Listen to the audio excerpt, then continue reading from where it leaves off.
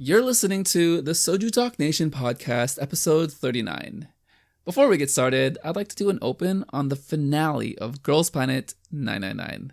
Congratulations to the final group, Kep1er, from 9 to 1, Shin Xiaoteng, Sakamoto Mashiro, Izaki Hikaru, Kang Yeso, Seo Youngin, Kim Daeyeon, Choi Yoojin, Hyunning Bahi, and Kim Chae-hyun.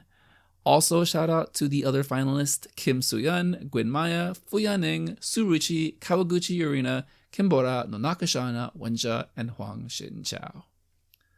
Alright, so giving it a couple days to process and meditate on the results and my thoughts and feelings towards how it all played out. I'm at peace. I'm good with these competition shows playing out however the fans vote for, right? And ultimately, it's a reflection on the type of engagement that K-pop has that is unique relative to other forms of media, other mediums, right? Yes, is Girls Planet 99 a bit problematic in how it was structured, the voting system, the cell system, and then even external factors of political pressures that may have influenced votes? Yes to all of those things. But to me, on a smaller scale, I enjoyed my time. I had fun rooting for my favorite competitors, talking about it with friends online on the server at SojuTalk, and trying to follow the bits of news here and there. But ultimately, and I hate to use it, but because it's a trope, but it works here in a number of ways. The journey is greater than the destination, right? And I can kind of relate that back even to Produce 48, Produce 101. These groups are temporary. Kep1er will promote for 2.5 years, but ultimately they'll come to an end and they'll all have to start over. So, if you had a favorite who didn't make it, I know I did. I had a handful of them who didn't make it. I am still following them, and I'm really happy to kind of see the way that they've continued to engage their fans, their audience, and because they didn't make the group, they are able to kind of jump into it right away and carry that momentum. I would be remiss if I didn't address Hyunning Bahi, and ultimately her standing, where she ended up as number 2 and making the group, and sincerely, genuinely, I'm happy for her. She didn't control those outside forces of the votes and the directions and how those votes were accumulated. But I do just have to remember that she's a person, and yes, sometimes life doesn't work out the way you want it to work out, but to her, this is probably working out. Would we have liked to see a different composition, or at least a composition that was more reflective of what was shown on the show?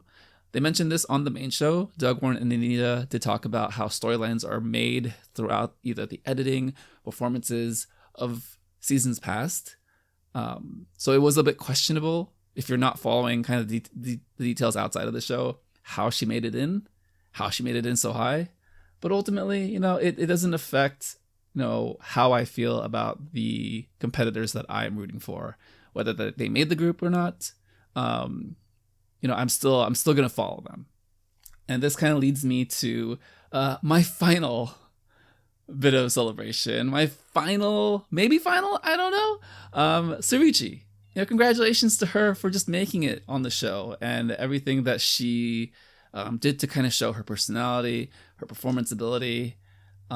I could probably do a Suruchi podcast with how much I've talked about her over the past couple of months. I'm not going to. I will just say that I am happy that she has remained active, that she was able to almost immediately jump into it, talk to people. She live streamed for 3.5 hours between Instagram Live and Weibo this week. And I couldn't ask for anything more, being a fan. Shout out to her Spotify. It's very difficult to find her music. You have to Google search her name in Chinese characters and then copy and paste that into the Spotify search bar. You'll find it, but man, it's a lot of steps to get there. But I'm a true fan, and I'll be following Suruchi, whatever avenues life takes her from this point. All right, coming up, we've got a great show. October 2021 K-pop recap. I decided to restructure the Soju Talk Nation in a way where we can talk about music just for an hour and a half plus.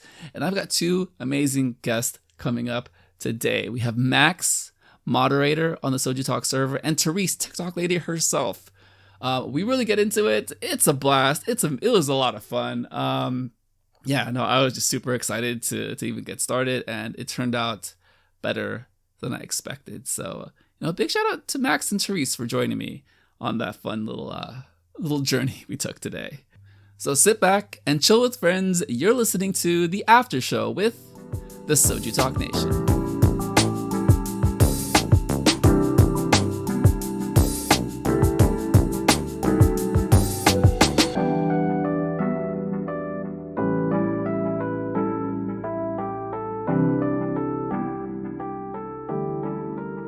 Welcome to the Soju Talk Nation podcast, a chill discussion on this week in the Soju Talk Nation. We're recording on Wednesday, October 27th, 2021.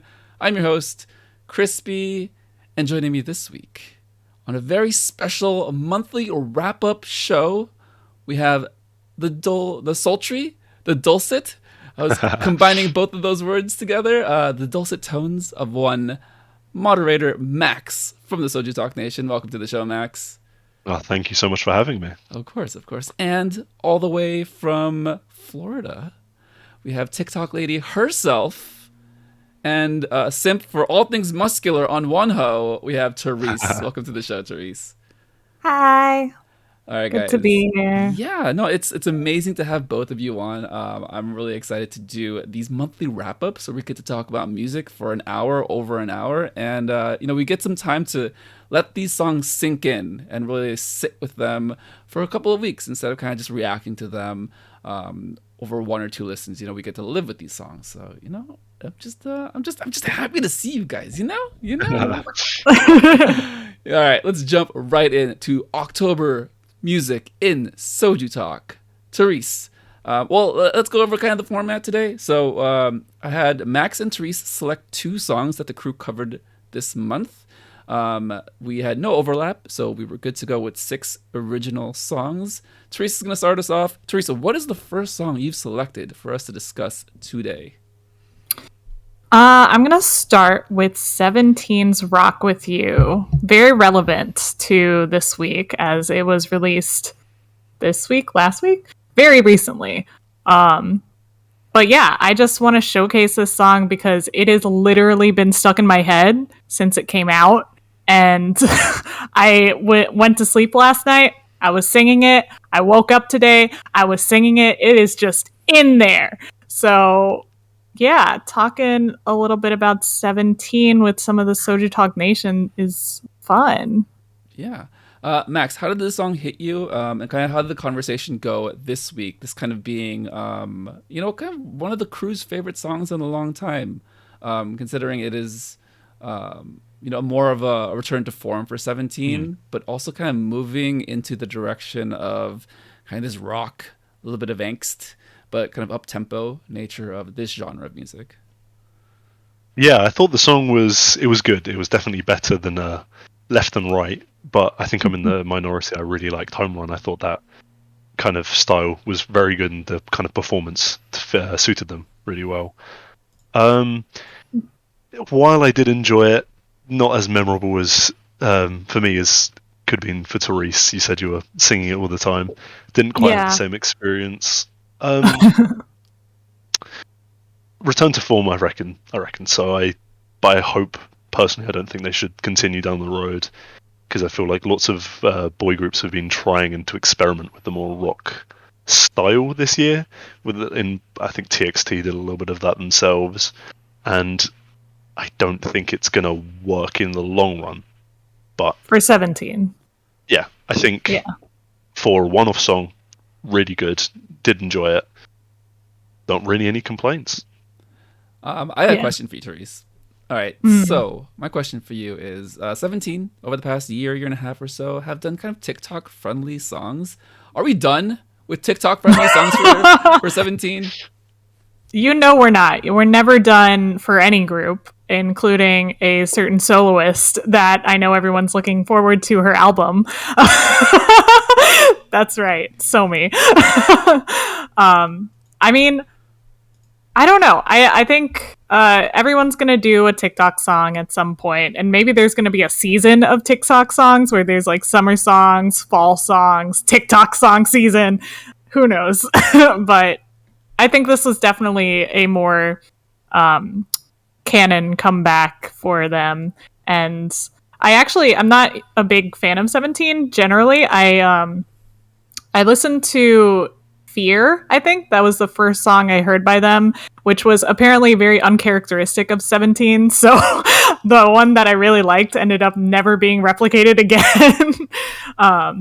But I appreciate what they go for. They do go for a more fresh sort of concept as an older boy group, which is nice. It was just something about this song, which I know Warren talked about how it was kind of a play on emo rock or punk rock, and I didn't hear it until he said something, and then I had to listen through it and actually listen for it. And I think it's primarily in the electric guitar they use in the backing and the sort of raspy vocals that some members use, but not all of them. I think they each have their own sort of vocal styles, which are very prominent in all of their music. And I think it really works for this track because it wasn't super complex, but it gave each of those members a little shining point. Yeah, you mentioned every member having a shining point. I actually have that written down as something that I noticed because I am very far from the boy group scene. I know names, I know certain faces, I know certain songs. But if you ask me to name 3 17 songs, 2 17 songs, very difficult. I don't think I can. Really? I will say that. The thing is, I can recognize it, but I can't pull it off the top of my head for a number of reasons. That's fair. But I will say with the way the music video was constructed, I think it did a nice job highlighting all 13 members in various ways. I actually went back to watch Home Run and Left or Right, and I think because of those songs were very TikTok friendly, the emphasis was on the choreography that they were going to highlight as opposed to using the space and geography to show all of the members and then contrasting that with like individual shots, individual scenes. And then with this music video in particular, if a member didn't get a specific scene, I noticed there's a lot of pairing. And I thought that was nice to like give emphasis and highlight to, the members, kind of like the back in the day when you can actually like pinpoint and have a little bit of focus on certain people. Max, so 17 a little bit more than myself. How do you feel like the members were showcased here relative to how they've been showcased recently? I think, each person having their own kind of part is something I normally think of when I think of 17. They have a lot of the choreography or their moments that everyone, like, you remember their moment in a song. Like Fear, it constantly reminds me of that. And they often do, like, trios or they do duos and that kind of situation. But, like, obviously the last couple ones, like you said, more focused as the group or trying to be very TikTok friendly, definitely. And I think while Home Run had some of those kind of things, like I know especially the ending was very focused on the 8. This one's definitely brought back what I feel was an integral part of the group because they're one of the best performing groups, in my personal opinion, in the business. Yeah, 100%. Go ahead. They also had Ready to Love, which I think a lot of people forgot about, but it was mostly because of the music video was so distracting that you didn't get those moments like you guys are talking about. But also a pretty good song. I enjoyed that one as well. I did like Ready to Love. Yeah, I did. You forgot about it, but it's good. Unfortunate. And I actually did like Home Run a lot, mostly because I also really like Broadway, a very Broadway song. So yeah, they're doing good stuff. They are being a little more experimental, but this was definitely closer to what I was used to hearing, I guess. Yeah. Than usual. All right. I gotta say, I gotta say really quickly. You reminding me of the Ready to Love thing. This is my concern also with the with Rock With You is wasn't very memorable with Ready to Love, and I'm kind of concerned that it may be going down the same route with Rock With You, because I think while it's a little bit experimental, it's kind of got a forgettable sound almost. And so I'll give it a couple of weeks. I'll have to see exactly if it's the same scenario, because I remember now listening to Ready to Love, and then I completely forgot that song even existed. And whereas other songs like Fear was one of my favourite songs in 2019 when it was released, and that stuck with me the entire time. So hopefully it doesn't go down that route. Yeah, no, that's a really good point about Ready to Love kind of leaving our memory very soon after it released. This song, I do need to give it some more time as well to let it sit with me a bit. Surprised it's a boy group song, so I have to try a little extra harder. But I think there's a lot of elements to this song that I liked a lot more than previous boy group songs within this past year. They mentioned it on the show, the pop punk direction of a lot of music like this. TXT, for some reason, I don't know why I like those songs so much. Just 01 Love Song and the other song escapes me. Do you remember Daisy by Pentagon? Oh, it's so good. that is so a good one as well. This is a trend that I approve of. All right. Well, speaking of, so I have a question to both of you. Let me throw this one to you, Therese. So we are going into the pop punk rock sound. Do you feel like now we're in a turning point where boy groups and companies will double and triple down, and this will be a point of emphasis? And do you feel like we are going to get more poorly executed pop punk songs than well executed pop punk songs? I think it'll be hard to execute it poorly.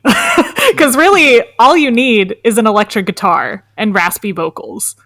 And that's not really something you can do poorly. Like, you can rap poorly and you can sing poorly, but if you add a little bit of that spice that is like pop punk-y, no. The only way they could go south with this is if they take it like too literally and they do something really like emo, like All American Rejects, sort of My Chemical Romance, actual unironic like sad boy stuff. That's the only way it can go south. Max, where do you land on that? The complete opposite. I think that really? I feel like you're dancing a dangerous line here. I wasn't nearly as big as on the TXT songs as a lot of other people, but I still think Daisy is one of the best songs that was released that year. It was so well done. So I'm kind of concerned that maybe smaller companies who don't have as good producers and maybe not like the same assets to be able to do it as quite as well would just run the thing straight into the ground. And I think then again, I just don't agree with everyone following this one kind of concept each thing, so that dark era. I think everyone should do their own thing rather than just immediately killing a subgenre.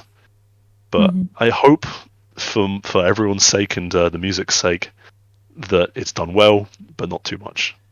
You know, one thing we haven't gotten yet is the complete pop punk like visual concept, which is like no choreography, everyone's dressed in black, everyone has eyeliner and paint, and just like the Hot Topic look. Everyone's in studs and the guitars, even if they don't play instruments, pretending to play them. I think we need that next to really give us a baseline of whether or not the genre, this subgenre, or this trend should be continued, or if we're going into a direction of crashing and burning. So, I think Therese, you're a big fan of Day 6 and I like One Way. I think it'd be interesting to see those two bands try and pick up that concept, even though it's completely out of what I think they should be doing. I think give it a try, see how it goes. If it doesn't work, scrap the entire thing, move on, never happened. No, I don't think Day 6 would go that route, just because they've been more on a soft rock sort of thing. Although Young K, his solo was pretty similar to this vibe. But I would like to see One We Try, because I know they're trying to be an idol band group anyway. So this would be interesting. I honestly don't have enough what's it called? I'm not as attached to One We as others, so if they fail I won't be as upset. Well, isn't that the best of both worlds, right? Where they are the experiment, they're the science project. They can be the experiment. Do it. Do it. Well, going back to 17 a bit, I like the song quite a bit. I'm glad that it was received so well and that hopefully it'll be more memorable by the end of the year, because I think we do need a kind of a refresher as to why 17 is so prominent and they are considered the second, if not second or third top boy group in K-pop. And prior to the pandemic, they were actually doing pretty well internationally. So, hopefully, things bounce back, because I think 17 being successful is always a good thing. And, just as a reminder, Hybe/Big Hit, has BTS and 17. So great. Racking in the money. All right. Mm-hmm. Moving on to our next song this month, October 2021. Max, what is your selection, sir? My first song is Glassy by Yuri. Shock horror, the Wiz One chooses the IZ*ONE soloist song. But yeah, that is probably one of my favorite songs from the month. I'm trying my hardest not to be biased, but I don't know if it's the bias talking or it's actually my music taste. So I think it's her voice. I have some opinions on the song, and I don't feel like it should be a permanent kind of concept, but overall, solid song for a debut. Yeah, go into it. So what about the song that is a little bit different than what you expected? And then what about the Yuri factor, the Yuri element, kind of stood out to you and appeals to you with respect to just kind of that internal conflict you have with the song? I think her voice didn't exactly suit the song. I think the concept, they got it a little bit wrong. It was very her voice was very airy. The song didn't exactly feel exactly the same in my opinion. So I feel like if they continue down that road, it will get very old very quickly, and it will eventually kind of crash and burn. I still think she should be part of a group rather than a soloist. I don't think she has the it factor that other soloists do. I think Eunbi would do very well as a soloist, and she has been so far. But I think, especially with her ability to sing, it wasn't completely shown in this song. It felt a little bit reserved in the kind of range. And I think while I'm not a big fan of ballads, I think that might be her strongest suit, but she would immediately get kicked out of the business because I don't think she's quite on the level as other solo ballad singers. Therese, what did you think about the song? Nada was one. Don't know any members of IZ*ONE. And I always watch my music videos before I go to work, since there's usually a new one every day. And this was one that really made me stop making my coffee and watch, because I just really enjoyed her voice. I was like, wow, this is a different kind of voice that I've never heard. And the visuals were gorgeous. I kind of want to say that the visuals of this one, or the visuals of the other IZ*ONE soloist that came out, who was it? Eunbi. Her visuals in that song would have matched this song better. Like the whole Alice in Wonderland sort of concept she had going on. But no, I really liked it. I really like Yuri and her visuals with the music video here. Yeah, to me, this song's kind of a throwback to lighthearted K-pop, where, it's not trying to do too much. It's kind of just doing just enough to be accessible, and kind of riding the momentum of everyone understanding and knowing the characterization of Yuri, of who she is. Just knowing her through Produce, knowing her through IZ*ONE, and, just capturing the wholesomeness, with a little bit of story sprinkled in of, a coming of age story of a girl in the city trying to figure it out. But then all kind of paired with this light airiness of the song itself. I mean, the chorus is still really catchy. I can still hum it in my head. Na na na na na na na. And I think that was the point in the main show where Warren mentioned it was a bit boring for him. What are some of the elements from this song, Max, that you agreed or disagreed with how Warren talked about it on the main show? I feel like the boring part it was a bit harsh. I understand that the kind of chorus, the na na na part, can get a bit repetitive. I'm hugely against repetitive stuff in choruses. I probably will mention that a little bit later. But I feel like it was done in a manner where it wasn't like in like very aggressive and invasive almost. It kind of felt like a transition rather than this is the main attraction part of the thing, because it helped focus on Yuri rather than the song. Kind of obviously with the choreo not being super intricate or anything, but showed that more side, as I don't think the rest of the song focused on choreo much, if at all. So I think that Warren's gonna Warren, so that's all I gotta say in that kind of regard. Yeah, but we love Warren's takes on things. He kind of zags a lot, right? So you mentioned the choreo. Again, another throwback type of choreo. It's a disco point choreo. Is point choreo making a comeback? Are we doing like the old school? Nobody knows how to really dance, so we pretend to dance kind of thing. Because I kind of love it. Don't think so. I just Yuri is not known for being an amazing dancer. She's a great vocalist. The dancing's good enough to be an idol, but like I feel like on her own, she doesn't have that dancing it factor. Like Undi's a very good dancer, maybe not strong vocally, so they focus more on the choreography. But it's the opposite, I think, with Yuri. So I think this is more of a isolated incident rather than the punk rock trend we were talking about earlier. Therese, what do you think about point choreo in general, and this song too? I like it. I also I like TikTok dancey songs just because the choreo is easy to follow. I don't like how it limits the amount of dancing. So I like point choreo to an extent, like maybe 1 or 2 points. That's all I need. So the follow up to that is, when are you going to post a TikTok with a point choreo, a TikTok lady Therese? Do we have an answer today? 10 million followers. You heard it here first. 10 million followers. Everyone get on it.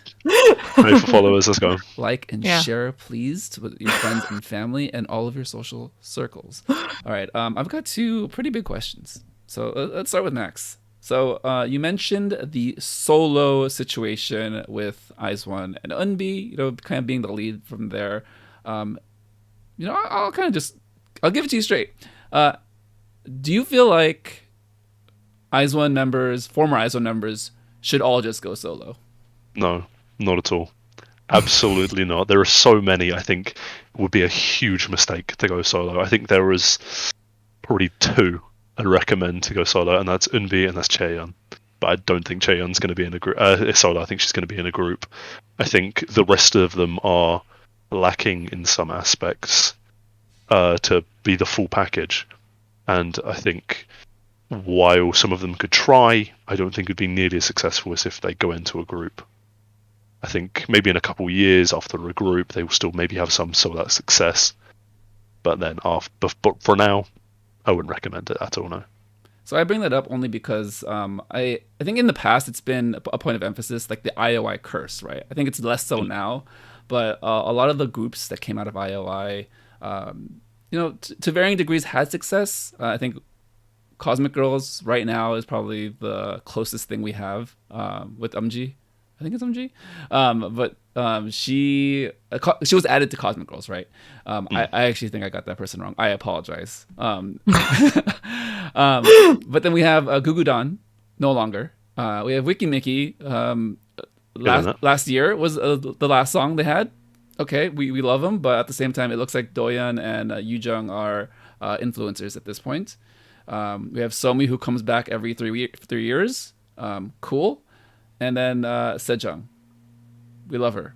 But what happened? And then Kyokyoung is back in China. We don't know. She's back. It disappeared. So I'll throw this question to you, Therese. Bold prediction. Mm-hmm. Will Yuri, her career, will be more like Chungha's career or Sejong's career? Looking like Sejong. I don't know. I don't really know Yuri. I didn't really know Chungha or Sejong until I watched a K-drama. So, yeah, I don't know. Yeah. Well, but that's who I would probably identify her with.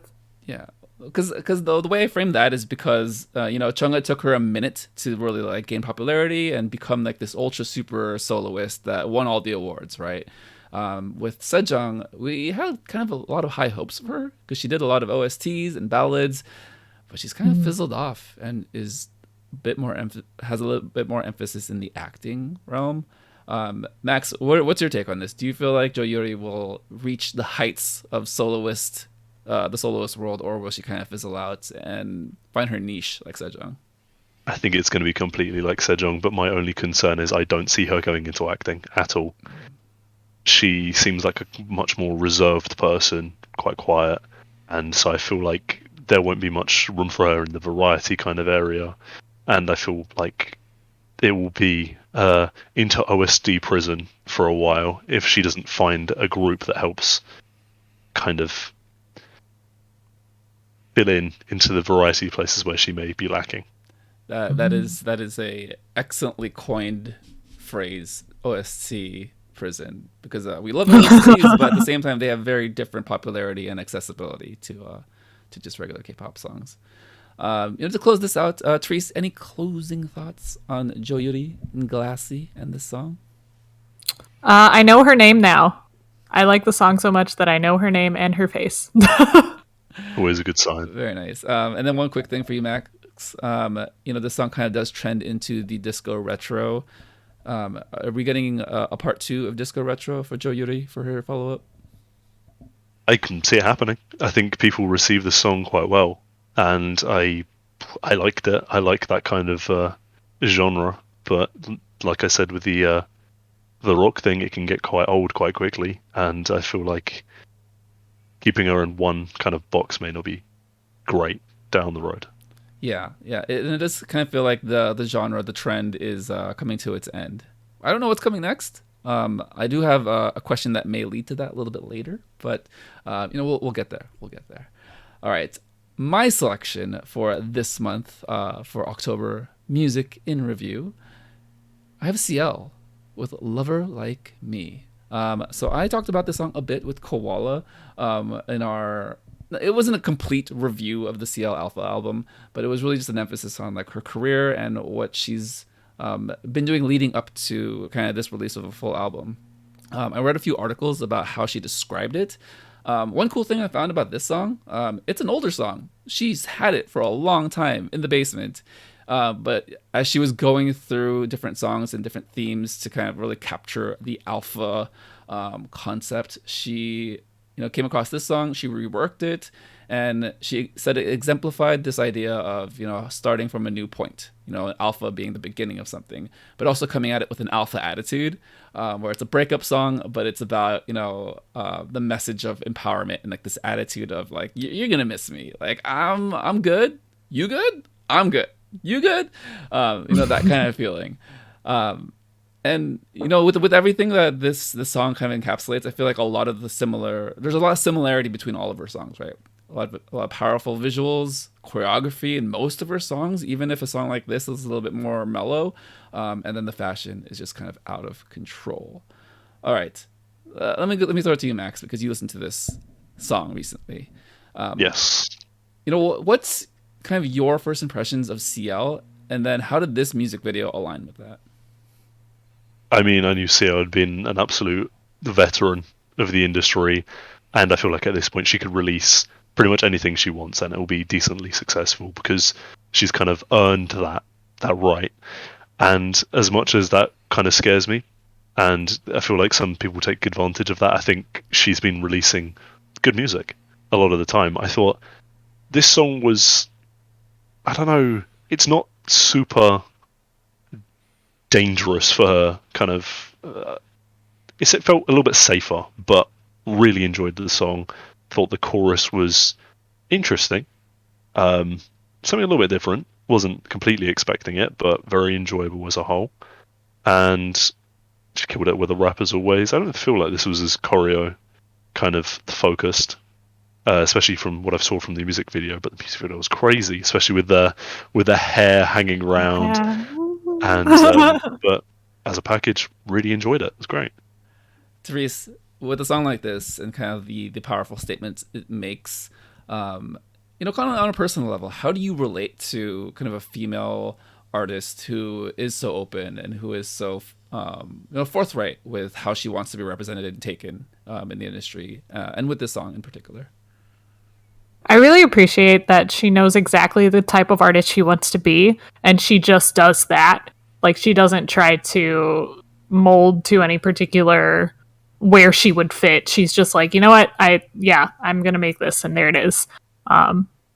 It's pretty empowering. I think she definitely exudes that sort of confidence, because even if you don't know her, you automatically think, like, I think when I first heard one of her songs, I was like, okay, well, she's obviously a pro. Like, there was no questioning it.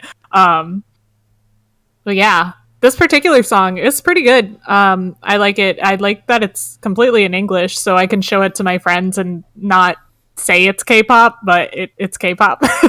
Yeah. Yeah, she does talk about that, about how she is showcasing both of her cultures, right?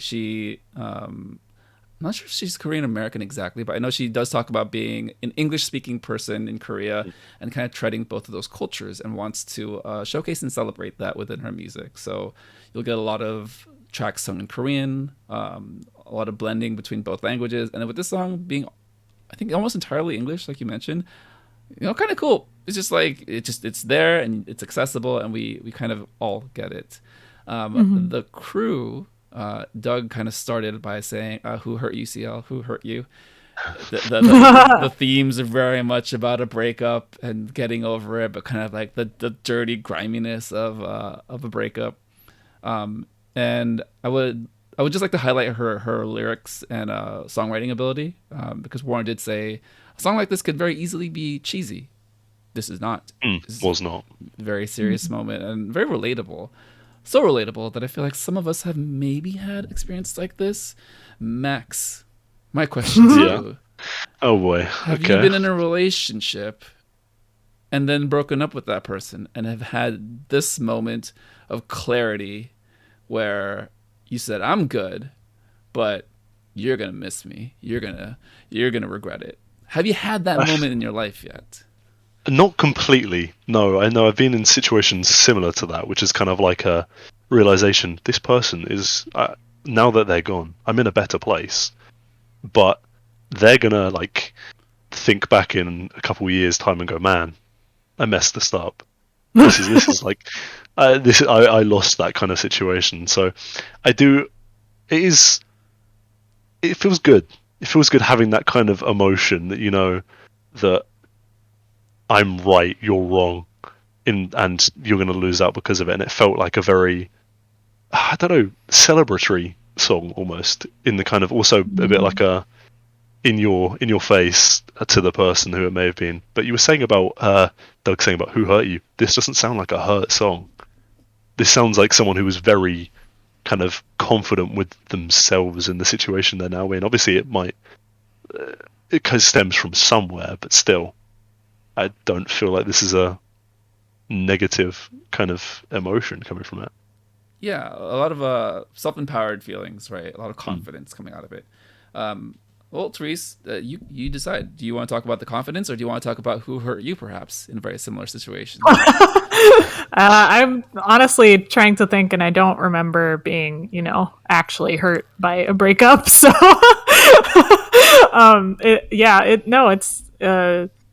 I agree that I don't think this is a negative song in any way. Maybe you're listening to it differently, Crispy, as you're always crying.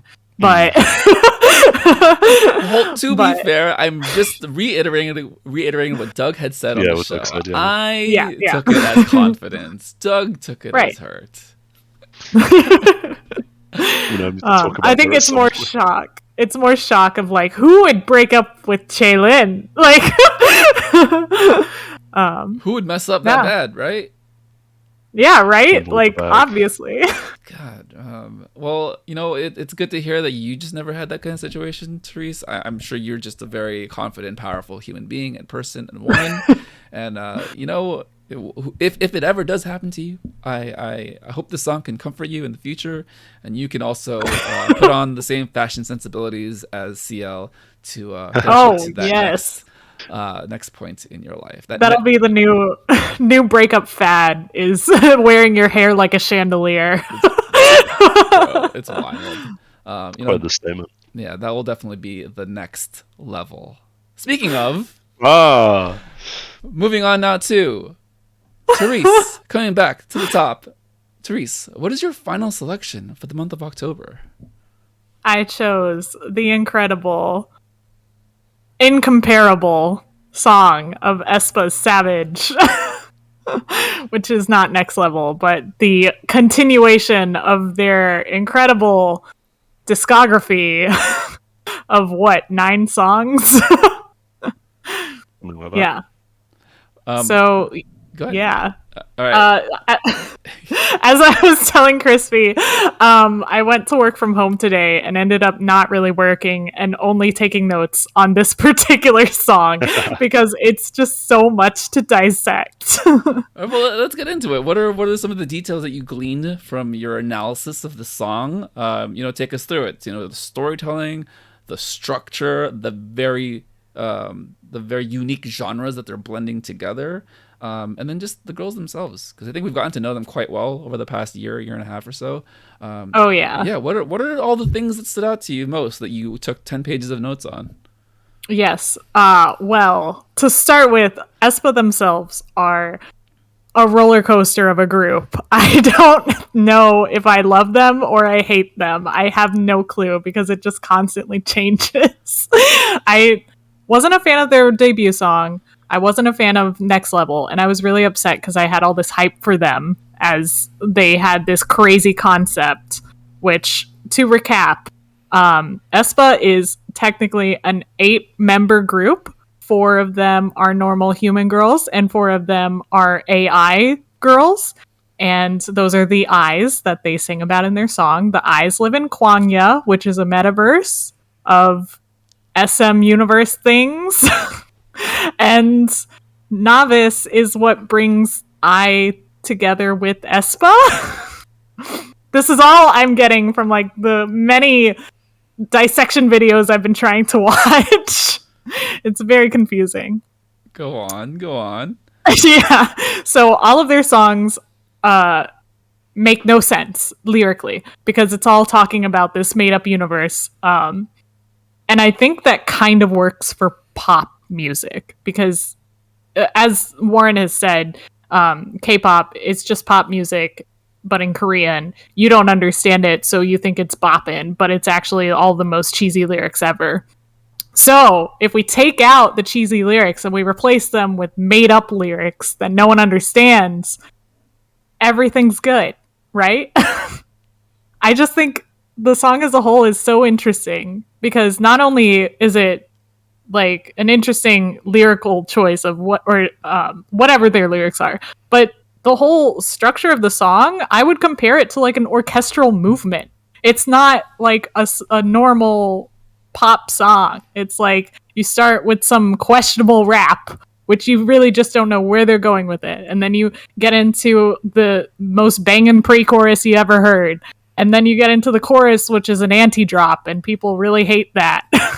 And then, they're doing all this, zit stuff, and then they're dancing in front of Soren's eye, and it's, a progression of, just, we're hanging out into, oh shit, stuff's going down, into, Novice, save us, and then now they're leading into battle, which I hope is their next big SM film.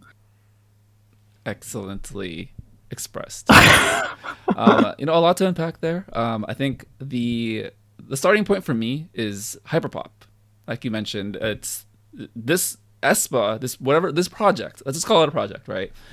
I feel like is SM's attempt, or moving into the direction of experimental music moving forward into the future, literally with technology and kind of the virtual realm.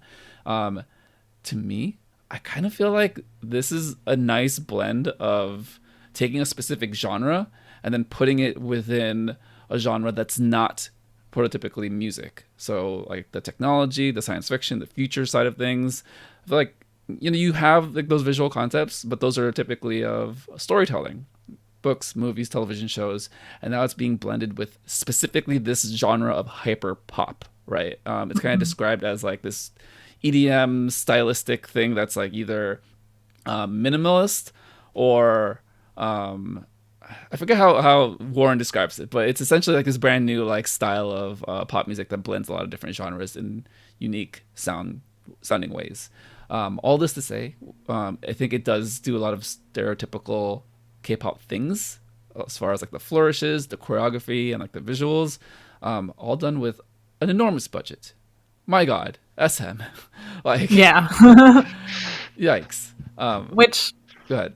I on the topic of hyperpop, I had to look into this because I didn't really hear a hyperpop-esque tone to it. I was just hearing K-pop, which is already in its own way sort of hyperpop. But hyperpop as a genre, I think, is more meant to parody pop in a way that makes the sound and the artists more human and less like a perfect pop artist, which this is not doing. It's unironic hyperpop. It's like saying, no, we are perfect because we're literally AIs. So that's interesting. Yeah, no, I yeah, it's a lot. I'm just about to how do you feel about the song, Max? What are your thoughts, opinions, feelings? I opened the song, I remember on release, started listening to it, and then they did the rap thing, and I was like, wow, this could be their best song. And then the chorus hit, and instantly I closed out of the song, and I was like, no, I can't do this, it's too early. And so I listened to it again later, and I was like, Jesus Christ, I hate this chorus so very much. But the rest of the song is so good that I suffer through the chorus on occasions just to listen to it. I think the video, some points it looked a little bit strange, like the eye scene where they have the giant eyeball in the back. Looked a little bit cheap at some points, but like the camera movement, the animation, all of that stuff looked amazing. The drawing thing in the bridge looked awesome. The song was really, really good. I just think that aespa, you put all of their songs together, you probably get two good songs, but like from the good parts of the songs, but there's just that part in each aespa song that puts me off listening to them as a whole.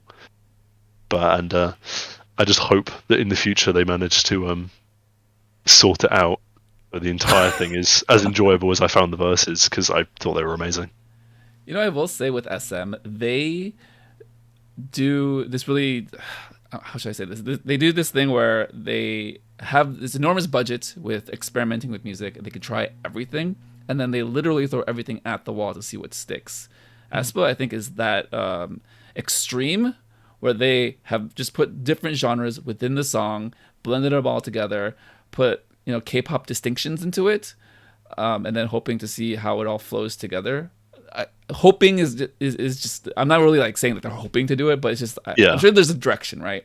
But I think like what you said, like there's so many different switch ups in the song. There's so many different style choices, whether that's how they sing, the rap, the different breakdowns to emphasize a story point. There's just so much going on. Sometimes I get overwhelmed just thinking about aespa. This is one of those things that like I really feel like I'm on whatever Lee Soo-man is on when I listen to it, because at first, you listen to it, you hate it because that's the initial response. It's not what you're used to.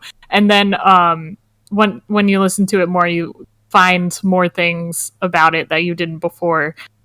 And I had to question myself, because this is not the first time by a long shot that SM has like merged multiple songs together. I don't know if you remember Super Junior's House Party, but everyone had the same complaint that it was like multiple songs in one.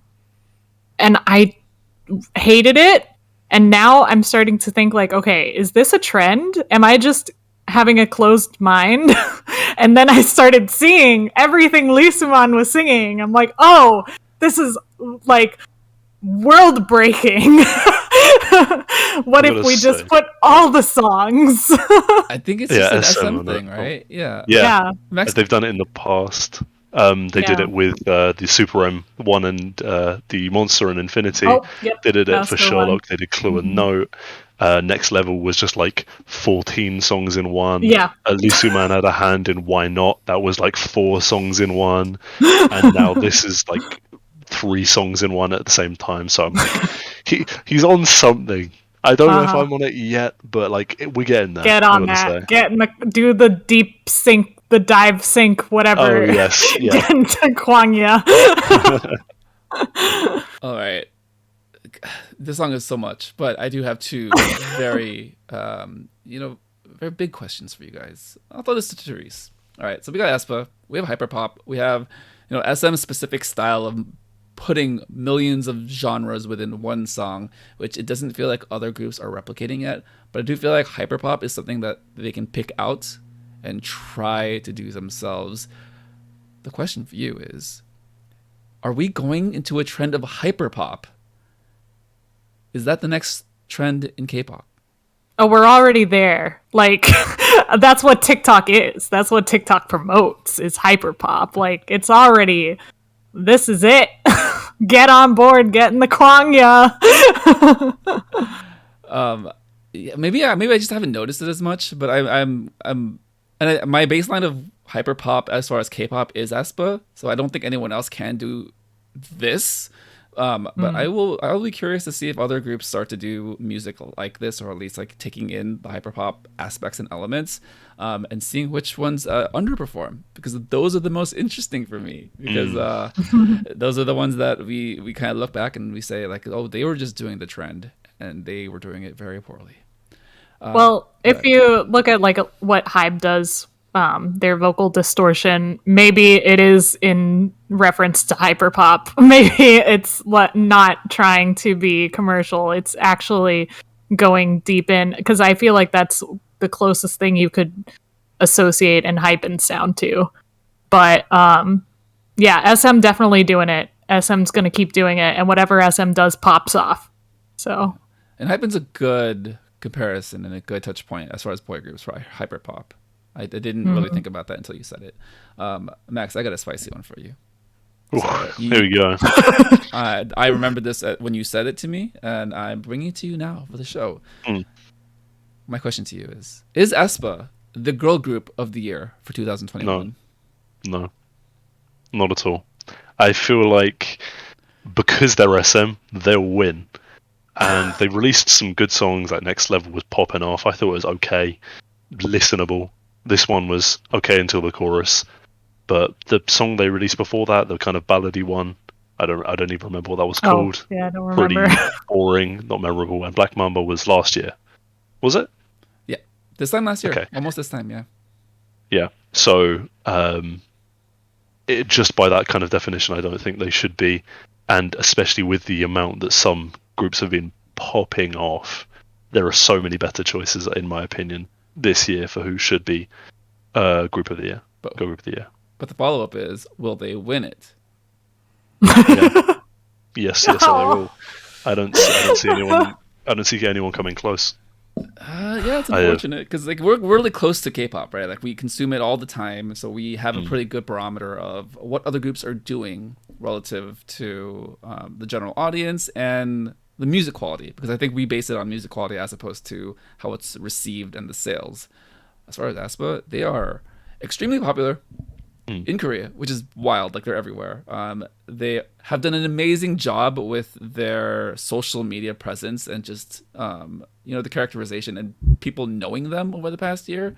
Even with the few number of songs that they have, I think everyone's just super excited to see them on things like Knowing Brothers, and it's just like, oh, we know them already, and now we get to see them more. I think with all those factors, when you asked me this question a couple weeks ago, I immediately said no, but now I'm thinking they may not be the girl group of the year, but they will likely. Well, it feels like they will likely win it at this point. I wouldn't be surprised. Yeah, it's go ahead. I feel like there's no world that they don't. I feel like the other big groups, what have they done this year that puts them in contention? think about it, like Blackpink didn't have a group comeback; they had solos. Red Velvet had one. I feel like they had solos as well, but like I don't think that's enough to kind of push off the aespa hype train. And Twice had alcohol free and the feels, I guess, but that's not nearly enough, and it wasn't received nearly well enough for it to really do anything. And all the other groups that have been popping off, like musically, they're just not large enough to be any threat to anyone in that kind of sphere. There's a very clear tiers of groups that could win, and the groups that I think deserve to win are not close. So, yeah, all great points, and ultimately, it's I don't want to diminish it by saying it's a popularity contest, but it's how well you are received in totality in Korea, right? So, yeah, I mean, aespa. I mean, I appreciate the hype train just for the memes and the bit, but I like the album. Okay, I like the album. I listen to it. I listen to it quite often. Therese, close us out. What are your final thoughts about aespa, Savage, and this entry into Kwangya? I think even if it's a meme, it's a pretty incredible meme. Yeah, I think they've done a really nice job creating that social presence in a number of ways, and internationally. I think that's probably the biggest thing that they have done that's different relative to everyone else, all the other girl groups. All right, moving on now to Max's last selection for the month of October. Max, what song have you chosen? I went for Strawberry Moon by IU. I think it's a very nice song. I'm not gonna lie to your face and say it blew me away. It didn't. But it's IU. It's obviously gonna have some level of how good it is. And it just, I think it was mentioned on the pod. It feels like a B-side because I think it is a B-side. It feels like are you ready? I'm gonna do something else soon. Just be prepared. I feel like it's a pre-release that we won't hear anything for maybe a couple months, and then boom album or boom mini album, and that will be on there. Yeah, no, that's an excellent point. I think so. The way I kind of went back into like IU's discography, kind of seeing the trends over the years and how the songs like evolved and changed and what really popped off. So I'm going to start with Palette in 2017, going into BB. 2 excellent releases, a lot of amazing songs from those from Palette, and then BB being a single. And then we had kind of the safe zone of IU with Love Poem. It was very popular in Korea. People loved, the wholesome folk music, folk pop sound. But ultimately, it wasn't like the hard hitting like pop that people wanted as far as like BB. But then 2020, we had 8, followed up by Lilac, which is this incredible explosion of music show stages hitting all the demographics at this point, whether you're younger or older, and then also having bangers, with her dancing and being this amazing performer. And then we go back to Strawberry Moon, which goes back into the safe zone. So I think you make a nice point of this might be a secret pre-release that nobody really knew how to think about prior to it coming out. Speaking to the song, I think Doug mentioned this on the show about high ceilings and high floors, right? Ceilings and floors. And I think he makes a great point that IU has a very high floor. Like, she can put something out. Definitely. It's going to be good. It may not be like the best, but it will be well received, easy listening. People will like it. Therese, how do you feel about this song and music video? Being a bit safe, being easy listening, but ultimately, it's an IU song. We all love it. I think people are saying it's safe because we've had so many experimental songs over the year. This is like it is a normal IU song. I think it does go a bit above and beyond. Like, it has that floaty factor to it, the little cotton candy sort of feel, and it still gave me chills, just like, especially with the music video and her like floating and being in that dreamy state of living her life. I really love it. I love her sound. It's magical. So, and it comes with the full package, right? I think we've consumed a lot of IU content over the past however long she's been around, right? Whether that's acting, Right. in her music videos, in her songs, and I feel like she's all blending them together really nicely into like this older, mature phase of her career, where she could bring a lot of that acting that she's accumulated, acting skill, and put it into a music video like this, where you have 3 minutes of scenes that are cut together with like fractions of frames, and yet you get all of the emotions of like new love and awkwardly holding hands in a movie theater, and then being whisked away into your dreams into the clouds in a car where everything is strawberry colored. I say strawberry colored because it's not exactly pink, it's not exactly red, it's very specifically strawberry colored. With all that said, Max, what do you feel about the visuals kind of being a little bit more of a carry for this song than typical songs? Yeah, I feel like the video was the main attraction for the song, at least. I haven't actually listened to the song on Spotify. Whenever I feel like, oh, I should listen to Strawberry Moon, I'll go and I'll watch the video. It's a very nice video. Calming, almost, because it's like a very happy, safe place is what it feels like. Obviously you've got the two of them, and it's just like, that is all there is. They're in their own little world, their own universe. And obviously with the pink car, which reminds me very much of Secret Story of the Swan, which they do that as well, but we don't need to talk about that bad song here. I think we talked about that before, and we're like, Secret Story of the Swan copied IU from the future. Yes, we did talk about that. Visuals were lovely. I think they definitely complemented the kind of emotion of the song.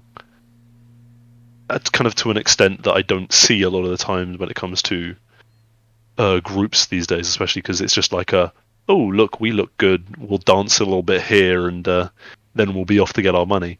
But this one definitely feels more of like a passion project almost.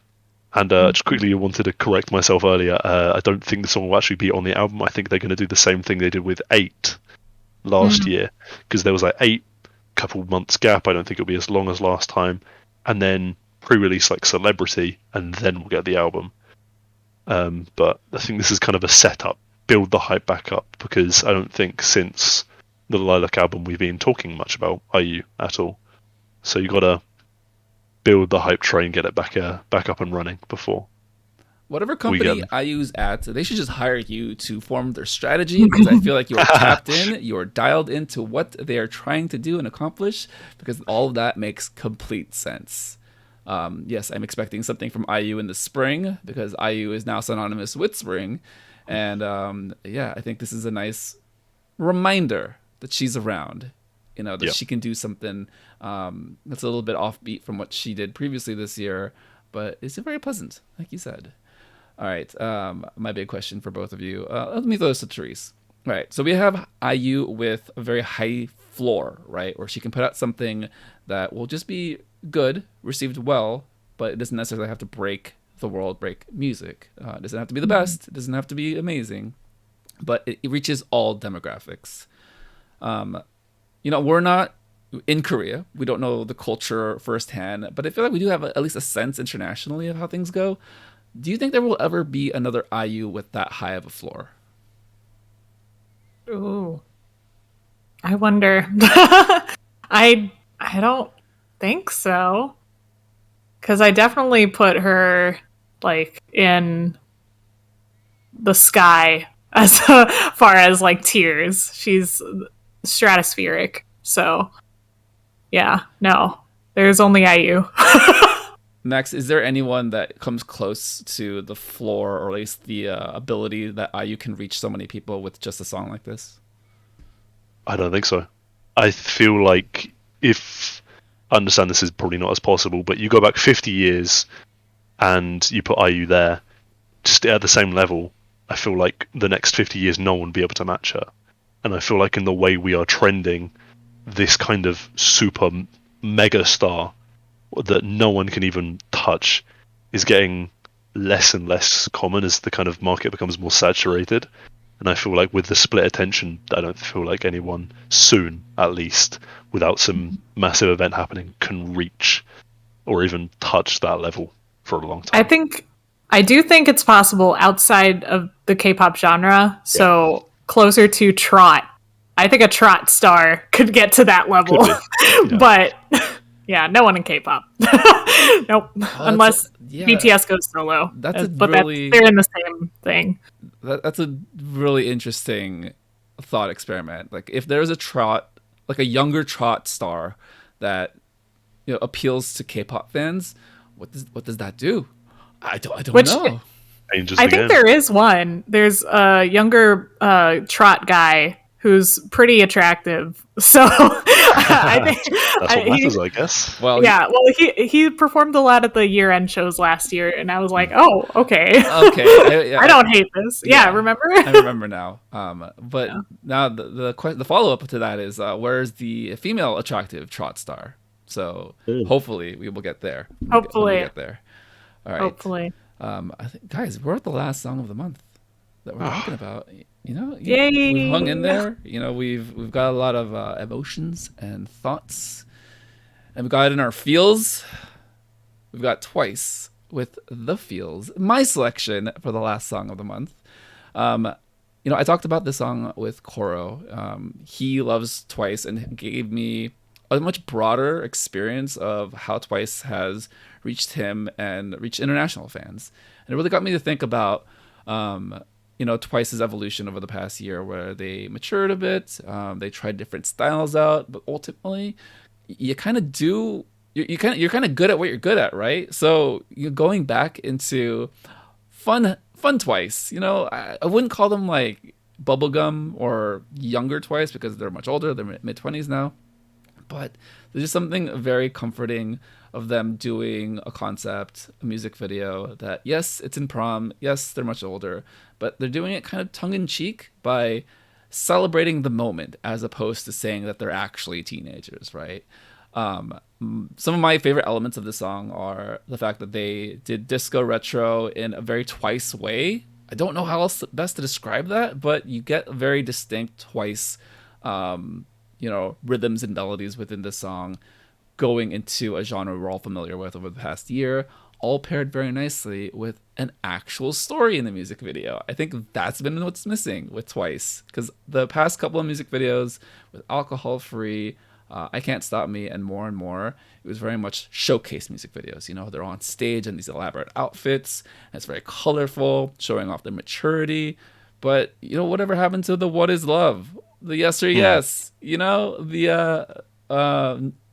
sorry everyone, knock knock, yes, there was a story for that, but also very fitting, we're moving into winter. The song aside, I think the story was actually very cute of them just being in like a sleepover in the wintertime. But yes, I think we recaptured that, right? And K-pop is so much about the music and the music video and the story and the people behind it that you get the full package. And I think that conversation with Cora really made me appreciate, bringing it all back, getting the cheese with Twice. They mentioned that a lot on the show, the cheese. Max, how do you feel? Are you in the feels for the cheese coming back to Twice? We are feeling the feels, I gotta say. This is definitely a return to former glory. I feel like they've been very, very hit and miss over the past 2 years. 2 years, 3 years, something like that. And the kind of bringing back what made Twice, but not kind of losing who they are now, is something that I think they've been struggling with in the past. But this was just everything I was hoping for from this kind of track. It's obviously their first main English track, I believe. And while I don't think Twice are going to do amazing internationally and break into that market as much as some other groups may do, because I don't think that genre is so much popular in the Western world, I think they've just kind of reinforced why they were the top tier of girl groups for so long. So I'm glad for the return. Yeah, it feels good, right? It's familiar. You're back home, right? Yeah. Therese, what are your thoughts and feelings? And was your prom this cute? I wish. Yeah, I really, really like this song. I think this is one of those songs that everyone can agree is good. and that's important. I do. I keep saying that there's good English K-pop out there, and nobody believes me. And I think it's because once you hear your K-pop idol singing in English, it doesn't feel familiar. This was a good way to use their familiar sound, but in an unfamiliar way. And I'm hoping that'll stick a little more, because there's instances that K-pop has released English and people just completely forget about it, or they're like, oh, that's not the original version, it's not as good. When I think it's kind of, the point wasn't really for their current fans to enjoy it. It was more to reach out to the fans that are like, well, I don't like K-pop because I don't like Korea, or I don't like things that aren't in English. So they're trying to bring those people in with this. And I think it does a good job of that too. I really do wish it popped off more on the Billboard charts. I think that was honestly just a promotional thing. They aren't signed with UMG, so they're not going to get the same promotional stuff that like Ariana Grande is getting, but it could. Yeah. Wouldn't be against it. Yeah. Hopefully they do something else like this, because I think what you said was really important, right? Because I think in the past, we've had K-pop songs that were translated into English, and that just felt weird because we already knew the song in Korean. We knew the tonality, we knew the cadence, we knew the pacing of the song, and sometimes fitting in English words into that many syllables kind of doesn't work. It's very clear to people who listen to K-pop very often like we do. And then you have other cases where a group will do an English song that is an English song. It's an American song or a Western song. For better or worse, some of them have been received very well. I would just say BTS is a really good example of Dynamite being one of those songs. But then you have other songs that I can't name them off the top of my head. I'm glad I can't. I don't want to anger anyone. But the point being, it's very hit and miss, right? Where I think, like you said, this song is a very distinctly Twice song from 3 years ago. Not in the sense that it's dated, but they took a lot of the great elements of Twice, highlighted, showcased it, reworked it for modern times with the disco retro genre, and then made it in English. All the tone fit, all the syllables fit. Like it just kind of worked as a nice like puzzle piece that they put together, and they were able to kind of show Western markets, this is the product of K-pop. This is how it's done, as opposed to let's repackage this Korean thing into like a Western thing, and hopefully people will accept it. Yeah, I just have so many good feelings about this song. I try not to say feelings so much because I feel like it's a bit at this point, but it's more feelings. It's more feelings.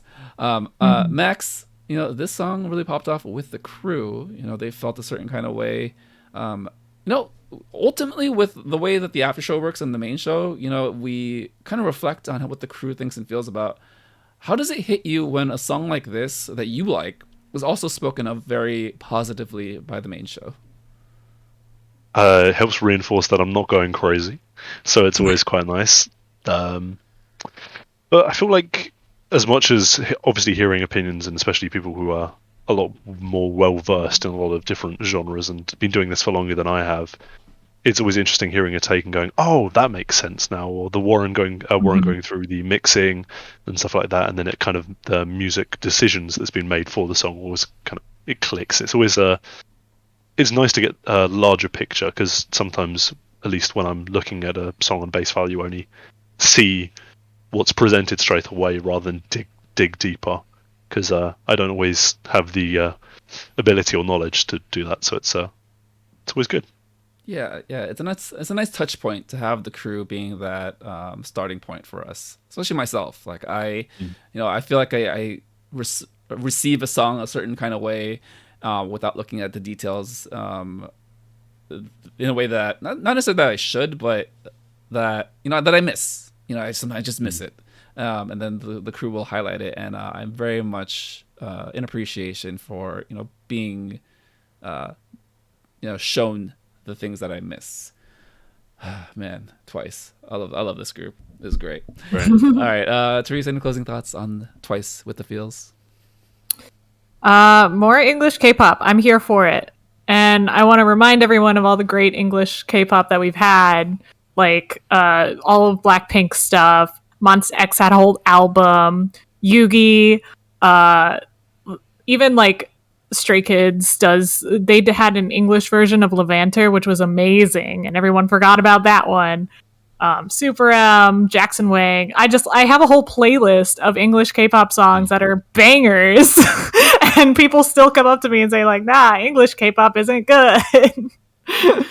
So I think that's fair, but I gotta say, like, the songs have to be made, in my opinion, to be English, because I think, like you were saying earlier, you can tell when it was like, we should probably just put an English version on this; it'll be great, and it does not do well. Sometimes it works, like with Zombie, Day 6. That worked really well. One Hose, Open Mind. I really like the ITZY English versions. It's just a matter of what you're used to listening to, and if you're okay with listening to something that's slightly off of that.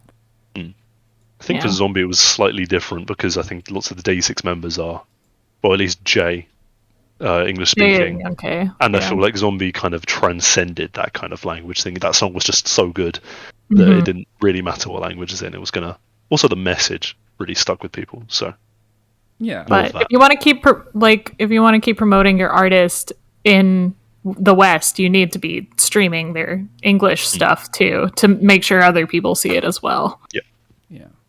And it's a good spot for us to really think about like accessibility, right? And just how K-pop has changed over the year. And I think we're in a good spot. I think we've got a lot for everyone. We've got the artists who are moving into the Western markets with a lot of this English music. We do have a lot of things that are still prototypical, fundamentally Korean for Korean general audiences, like IU with Strawberry Moon. All right. Well, IU English song. Oh, that would be amazing. I don't see it happening. So IU's moving to America, and I can ask her to marry me. Okay, sounds good. Okay. Okay. Sounds good luck with that. Thanks. I try. All right. Well, that wraps up this month in music. We're gonna head on now to the Soju chart for this month. Instead of going through every single week and looking at the chart with a microscope, we're just gonna kind of look at it in the big picture and kind of see the trends of how the homies voted and then what the crew kind of thought of things. All right, so I think the first thing I'd like to mention is that we've got Twice with a double crown and Hall of Spice, which is kind of amazing. I kind of love it. I like the new Hall of Spice double crown situation that they got going on. It keeps songs moving. It keeps the chart fresh every week. And it's kind of been hard to vote for some things when you want to. Like, I think Twice got Hall of Spice in 2 weeks, and I was like, oh, but I'm still listening to it. Yeah, and it really kind of not necessarily puts pressure, but it really makes you think about the following week, right? If there isn't that available, it's like, oh well, I guess I gotta vote for something that I may not love, but try to find redeeming qualities and aspects of a song. Max, what did you think about kind of the trends this month? So we've, one of the trends that I saw was aespa, and yes, sticking around for quite some time, even with mixed reception, not necessarily from just our group, but like everywhere on the internet. How did you think about that song, being as popular as it is on the server? It doesn't surprise me at all. I knew it was gonna stick around for a while. I know we have some very committed fans for all groups, obviously, but aespa has definitely been one that's been on the rise. But I feel like if you're willing to overlook the interesting chorus, the song it deserves to be like celebrated, deserves to be put on the list, put on quite highly. But then again, I think if you choose aespa over the feels, you might want to be thinking about that one a little bit. But, yeah, so good. Yeah, and hopefully that encourages more people to join the Patreon. Not necessarily that you have to spend money to be here, but it's kind of nice, to have a voice, to have a vote. And it does feel like it does benefit the crew in a lot of ways. Therese, all right, I got a kind of a spicy one for you. Coldplay, BTS. Yeah. They came out with a song. We thought BTS was bulletproof. Haha. Ha. But, they did not make any of the Spice charts this month. What do you attest that to? I'm shocked and appalled. And no, it was really not a big deal. Like, it's a Coldplay song. It's not a BTS song. It's on their album. And it's a really good song. I don't think that it needs to be in Hall of Spice, kind of like BTS doesn't need to win music shows, but maybe that's a hot take. Or like, let's give it to the ones that we're listening to on repeat. And I think that was one of those songs that it's good and it's there, and if it's on, you're not going to skip it. But it didn't really go over the top the way aespa and Twice did. Really great, even take, Therese. Very well thought. Very you're like a politician over here. You're just giving a good answer. I will say it did feel like a Coldplay song far more than a BTS song. An arena, stadium song. I think in the mid 2010s there was this really big trend of EDM DJs and producers remixing Coldplay songs to make them like rave songs. I feel like this was like almost there. I was just like I was feeling like I was surrounded by lights all of a sudden, and people on substances. I don't know what those are. I've never been on those. Ibuprofen. But ibuprofen, yeah, totally. Tylenol. The light pain relief. But with that said, I think it is a fun song, great song. But it's other songs getting the spotlight this month was kind of nice too. So, like Wusong. You want to talk about Wusong? Right, Max. Yay! Max, let's talk about Wusong. So it did make the Spice chart on the first week of October. It's a September song, but what'd you think? Not as good as his other solo work. I really, really liked Face. I thought it was a really good song. I think everything that he's doing with the Rose was like really top tier, and Dimples was just like a little bit boring.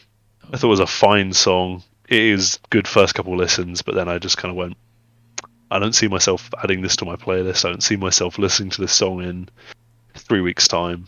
So nice. Therese, I feel like you've got an opposite take. What are your thoughts and feelings about Wusong and Dimples? I agree. I think he does his best work with the Rose. But I do think Dimples was an interesting song in the sense that it didn't do typical song stuff. It put you in different places at different points of the song. So like you were underwater, or you were like panning around, I guess is the best way to put it, where they like stretched out his voice. And he's just an interesting vocalist. So I'm glad that people liked it as much as they did.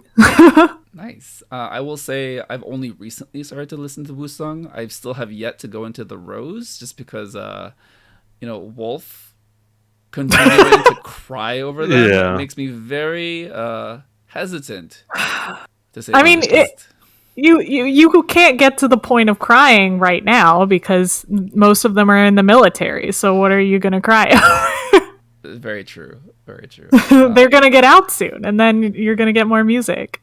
And some of the music we're getting now. So, well, with that, I do think, smaller musicians and songs getting a little bit of recognition throughout the month is always a positive. I would say Wusong with Dimples is probably the smallest song. Well, not small, but relative, but least popular, least well known of the artists that made the Soju chart this month. Kind of just looking through it real quick. We've got Twice, CL, aespa, Yuri, and Hypen, 17, and IU. I would say all of those are the top, like big names, like 1 percentile of like music that people know and recognize as far as K-pop, right? Related to K-pop. So kind of cool that Wusong made it on there. So, yeah. All right. Well, that was the Soju chart, Spice King for October 2021. If you like what you heard, if you had any thoughts or feelings or opinions, the SojuTalk Kpop Podcast Discord is always popping off in the SojuTalk Talk channel. Let us know what you think. Make some friends. We're all here for you. Just hit us up. All right, let's move in now to our monthly check-in, our closing thoughts. We've got an extra shot segment this month, meaning we've got some music that, wasn't really recognized too much on the main show or talked about very much, or just songs that we kind of revisited, and we wanted to give you guys an extra shot of what those songs are. Therese, start us off. What have you been listening to this month? Well, on the topic of Coldplay, I did listen to their whole album, and it is really amazing. I think it's right there next to Sunmi's album in my mind. It kind of gives you that atmospheric sort of thing. There's this one 10-minute song that is interesting. I listen to it all the way every time it comes on. That's how interesting it is. So a lot of that. And then in the K-pop sphere, I've been getting back into N-Flying because, man, they have some good songs. And like Sober, Video Therapy, whatever the repackage of that album was, I already liked that album, and now I like it even more. Also, still doing JB stuff. He's been coming out with his own things on YouTube. And I'd also like to shout out CIX. Their album didn't get covered, but their album was really good this year, and it keeps coming up on my shuffle, just some of their songs, and every single time it comes up, I'm like, oh, what song is this? And it's from that album. It was the album that Wave was on. The prologue one. Yes. Yeah. First album, okay. Prologue, be okay. Check it out if you haven't. Nice. Good recommendations. Max, what have you been listening to? I've been hit with the Fromis hype train, but not for Talk and Talk. I just started really, really enjoying We Go, and because I remember at first I heard it, I was like, why does everyone love this so much? And I left it for a couple months. I was going through music videos. I was like, you know what? I'll give it another try, and I'm hooked. It's ridiculous. It's so very, very good, and their older work is also really, really good. So I'm kind of waiting patiently for their next songs to be released. So hopefully they're same quality of We Go, because I didn't think Talk and Talk was that great. But outside of the kind of K-pop sphere, I've been listening to Halsey's new album quite a lot, which is very, very nice, but very different from the other music I have been listening to this month. I got to say, it's a lot more dark. It's a lot more pain-driven. Some quite we love pain. Dark songs in there. Easy on the Lying is quite rock-heavy. So yeah, that's also really, really good. Recommend that. Ooh, nice. A nice little Western recommendation along with Coldplay. I've only got one thing that I've been listening to. Is it more BB? Well, it coincides with the end of a show, Girls Planet 999. Oh. Don't have to go into details. It's fine. It's okay. Well, we've got a Surichi, a very popular competitor on the show. She's supposed to be the funny girl, but they mentioned it on the main show that, she wasn't really given too much of a story. But, I have become a very loyal fan and really just dived into her music. So I found her on Spotify. You cannot type her name in English. It's in Chinese characters. The only way I found it was because she posted her song on her Instagram story, because she's now able to use her social media. And I clicked it and I opened it, and it opened on my phone, and I was like, okay, that's your music. Follow. Added all of her songs to the playlist. She's had music with her. So she debuted in China with a group called, I think it's Chick Chilla or Chic Chilla, CHIC, however you pronounce that. And then she did a collaboration project with another member. And, well, the song that I'd like to point everyone to, it's called At Chengdu. It is a hip-hop song. She spits bars. There's bars. I'll have to give that a listen. Oh. She spits bars. It's fire.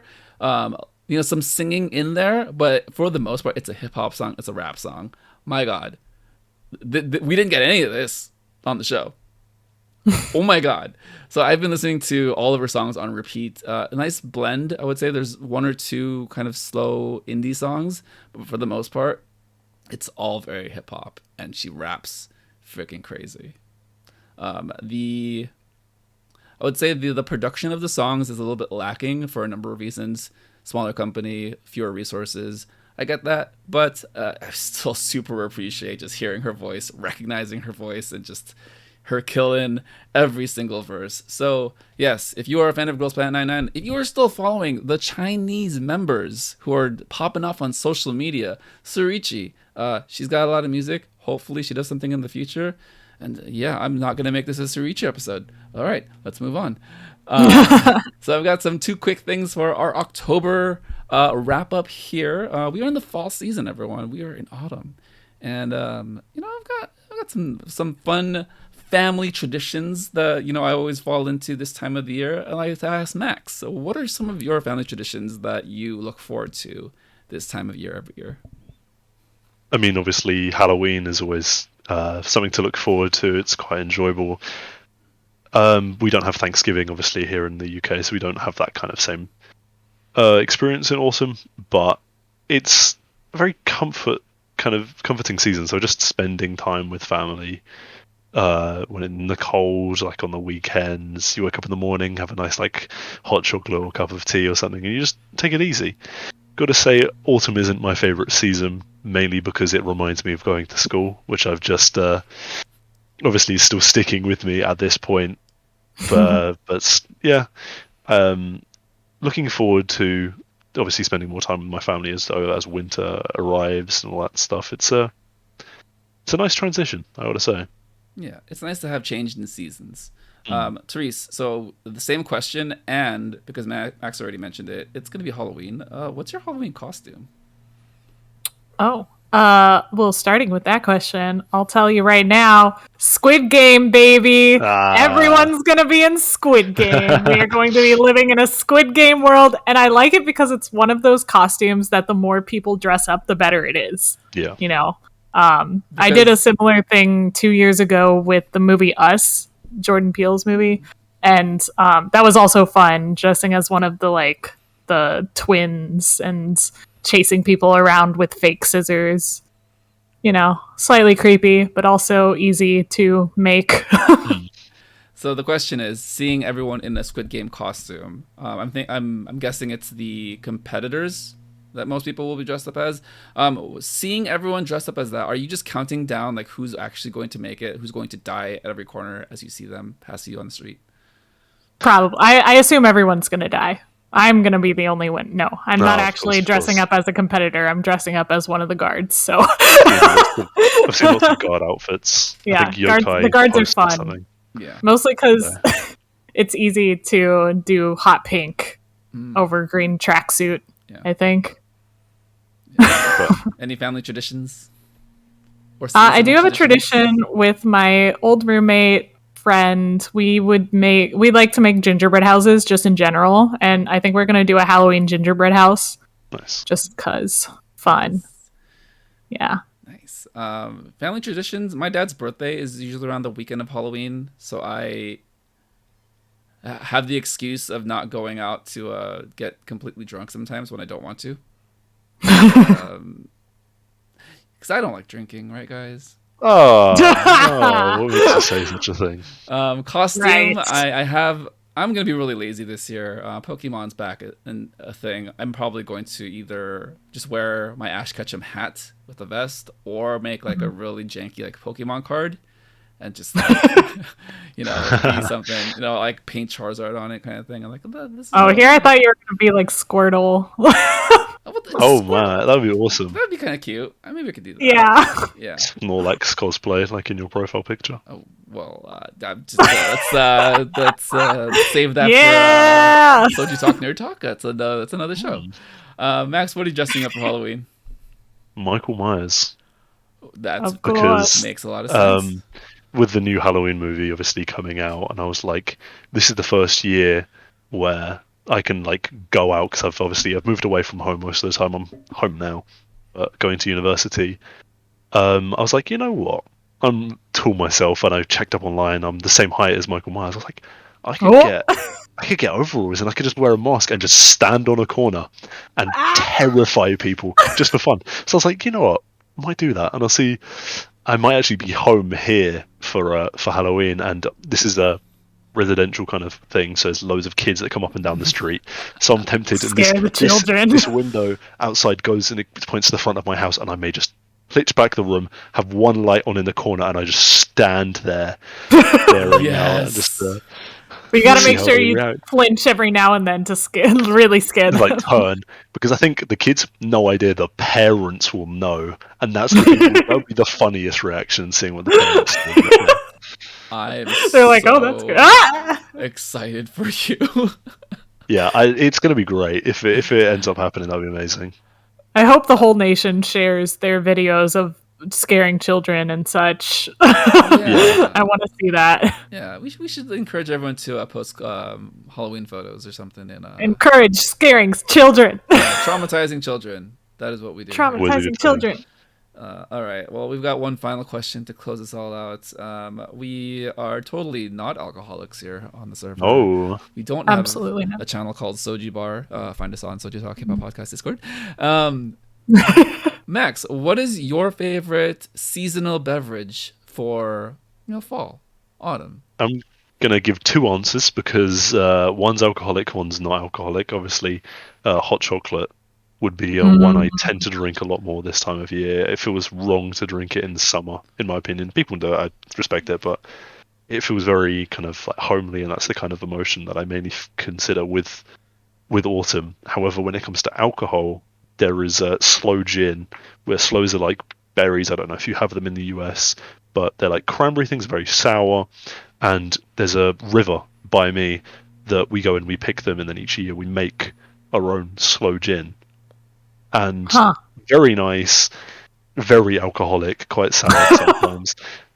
You guys add a lot of sugar, but that's something I always kind of attribute to the autumn and winter kind of seasons. Yeah, that is amazing. I would like to try that one day. One day, I mean, coming to the US in the June of next year. So if you want to fly over to New Jersey for like a couple of days, I can drop you some off if you want. We'll coordinate. We'll figure it out. Alcohol is always a motivating factor for anything that we do. All right, Therese, favorite drinks for this time of the year? Oh, fall drinks really only excite me because that means we're closer to Christmas drinks. I'm not a huge... I do like pumpkin. I love pumpkin. I'm not a huge coffee pumpkin drinker, but I'll say pumpkin general. I did have an excellent signature pumpkin drink at a bar. And of course, the pumpkin drink in Hogwarts. Yeah, whatever has pumpkin in it, I'm good, whether it's alcoholic or not. Nice. Yeah, a lot of pumpkin this time of the year, for sure. Pumpkin beer is also a thing. For my selection, I like warm cider with a little to a lot of bit of whiskey. Yeah, it's great. You just get a fresh cider, whatever it is. Trader Joe's has this cider that comes into it's a glass bottle, and you just put that on the stove, let it warm up. Not bubbling, not boiling, of course. You don't want to overheat it. You don't want to burn it. And then you get some cinnamon sticks. You throw it in there. You let the aroma fill the room, fill the kitchen. And then you take a nice mug. You take a ladle, put some in there. And then generously add whiskey to your heart's content. Simple. Enjoyable. how drunk you want to be that day? I like to be drunk all the time, but yeah, that's fair. All right, well, that wraps up the show for this month of October. I'd like to thank Max and Therese for joining. You guys are excellent.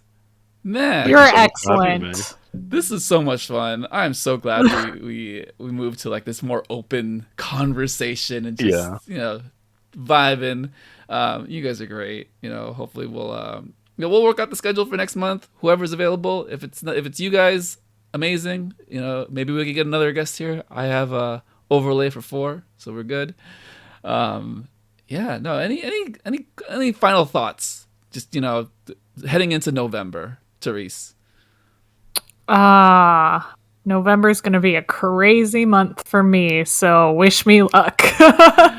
Best of luck, Max.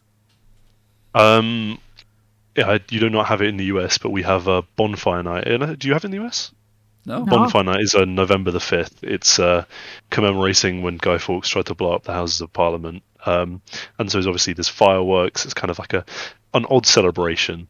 And it's always nice to kind of have that free display because there's lots of fireworks around here. But I'm kind of more concerned about my dog and his reactions. So we're going to have to spend some time inside, spend it with him, which is always nice. But yeah, nothing too crazy happening. Yeah, the love and affection of an animal is always something to cherish, you know. For me, I have a wedding to go to the week before Thanksgiving in California, so it'll probably be 90 degrees.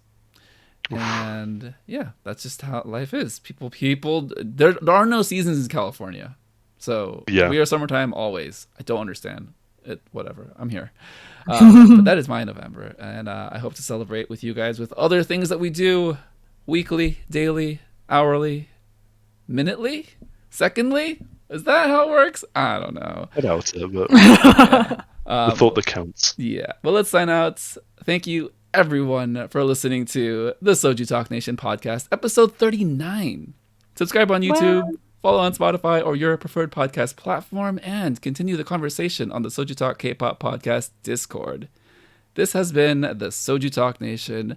For Max and Therese, this is Crispy. Bye. See ya. Bye.